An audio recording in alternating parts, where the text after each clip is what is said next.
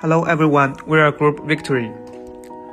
Our presentation is about the analysis of the currency situation between Japan and Singapore.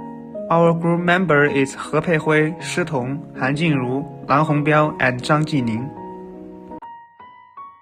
Japan, Singapore, and Malaysia are the three important economies in Asia, each with its own strengths and currency. Japan has a population of about 124 million. It is the world's third largest economy, known for its advanced technology, cars, and electronics. Singapore, on the other hand, is much smaller in size and population, with about 5.9 million people, but its economy is highly developed. It is a global financial hub and a major center for trade, logistics, and innovation in Asia. The SGD is known for its stability and it is widely used in Southeast Asia business. These three countries shows how different economies in Asia grow and develop in unique ways, with currencies that reflect their national identity and economic strengths.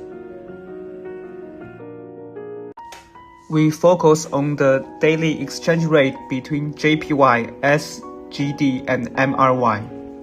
And next is the step of using Power BI. Hello everyone, now I'll demonstrate how to use Power BI to analyze exchange rate data for 100 Japanese yen and 1 Singapore dollar against the Malaysian ringgit from April 2020 to April 2025. First, we need to add data to create any report. It's asking us whether we want to import our data from some common data sources. Since my dataset is in Excel, I'm going to click here. Then you can browse for your files here. Mine is named exchange rate. This is going to open up a preview of your data. Now you can decide if you want to directly load it to Power BI or if you are going to transform this. In most cases, we will need to transform our data to make sure your columns are named correctly and your numbers can be recognized properly by Power BI, which means all columns should be in the correct data types. So here is our data. It shows that this data column is in text format and we need to change it to the date format. The data had some errors since the original dates were in the Malaysian format, but my system defaults to the Chinese format, so I need to make some changes here. Now you can see that through the query editor, you can edit your data like split, combine, or remove some columns. Now we're all set. Click here, close and apply, and it's gonna load it to Power BI into the data model. And now we're ready to build visuals. We can see our data here. All the columns are organized in order. And for the date, I have more options because Power BI automatically added a date hierarchy to my single date column. You can add a header to this report by inserting a text box, adjusting the formatting as you need, and typing your text. Firstly, I'm going to insert a slicer on date by year so that you can see visuals later presenting in different year. Creating visual is very easy using Power BI. You just need to select what you want. For example, I want the average of the exchange rate.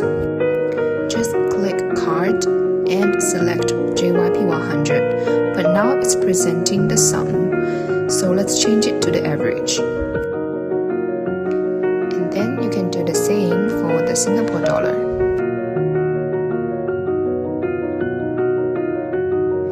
Now I want to create some line charts. You can just click line chart and select the quantity you want to visualize. Here I want to see the sum of JYP 100 by month.